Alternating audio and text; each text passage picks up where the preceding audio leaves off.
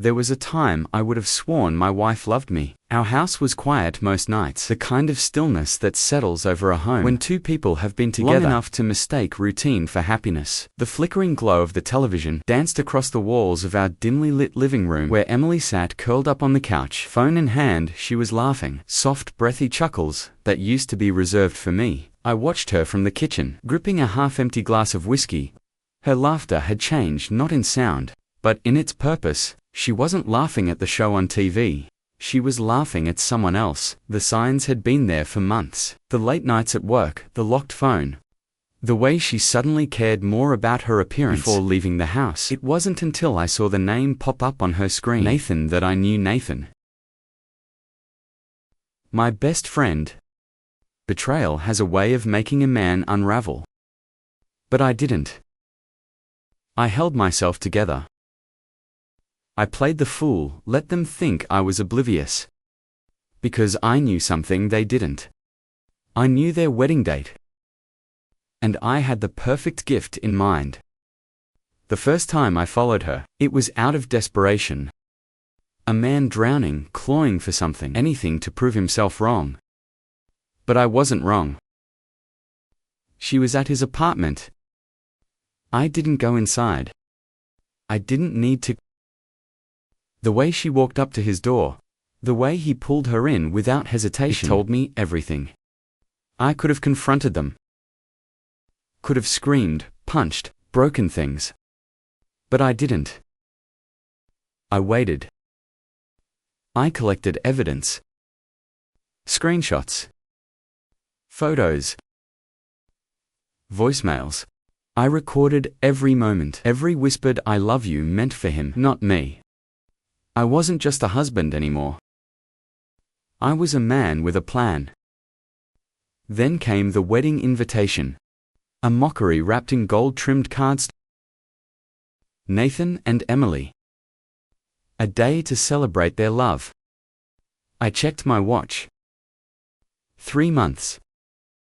3 months to craft the perfect revenge. I spent weeks planting seeds. Small things. A forgotten jacket in my car stained with her perfume. A subtle comment to one of her co-workers about our rocky marriage. A message sent from an anonymous account, just enough to stir doubt in Nathan's mind. Then 2 weeks before the wedding, I visited him. We sat in his office, his polished, pristine space where he built his career as a high-powered attorney. He didn't know I had the upper hand. I wanted to talk about Emily, I said, keeping my voice even. His posture stiffened. What about her? I slid my phone across the desk. The screen lit up with a video. Emily, in our bedroom, on a call with him, whispering. Moaning, laughing at me. Nathan's face paled. You think she won't do the same to you? I asked, leaning back. He swallowed hard. Why are you showing me this? Because I want you to know exactly what you're marrying. His jaw clenched, but he said, nothing good. Let him sit with it. Let him wonder. The grand ballroom was filled with people dressed in their finest. Smiles. Champagne. Toasts to forever. I sat in the back waiting. Then, just before the vows, I stood. I have a gift for the groom, I said, voice calm. Nathan turned. His hands clenched at his sides. Emily froze. A small wrapped box rested in my hands. I walked forward, placed it in his grip. Go on, I murmured. Open it. The room was silent. Nathan tore off the ribbon. Lifted the lid. Inside was a flash drive. A single note sat on top. Plainly his fingers trembled as he took it out. His bride, my wife, her breath hitching. Her phone vibrated. A text me, you might want to stop him. She fumbled for his arm. Nathan, don't.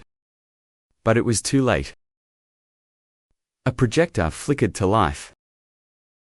The screen behind them filled with images. Emily and Nathan in our bed. Emily laughing at messages. Emily weeks ago telling another man he has no idea. I'm just waiting until after the wedding. Gasps. Murmurs. A woman in the crowd clapped a hand over her mouth. Nathan turned to her face, drained of all color. Is this? His voice broke. Emily reached for him. Please, I can explain. He yanked away, eyes burning with betrayal. You were waiting until after the wedding. His laugh was hollow. Jesus, you really are a piece of work. Tears welled in her eyes. I love you. Do you? His voice was like ice. Or was I just the next fool in line? The audience watched in stunned silence. Someone took out a phone. I turned to Emily. You thought you could have it all, I said quietly. Him, me, a fresh start. But secrets have a way of unraveling, don't they? She crumbled then. Right there in front of everyone. Nathan walked out.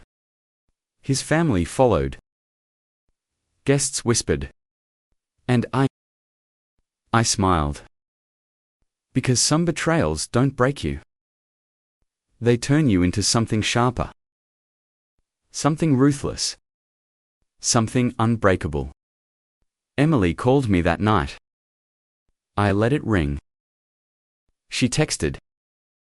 Please just talk to me. I blocked her number. Nathan quit his job, left the city.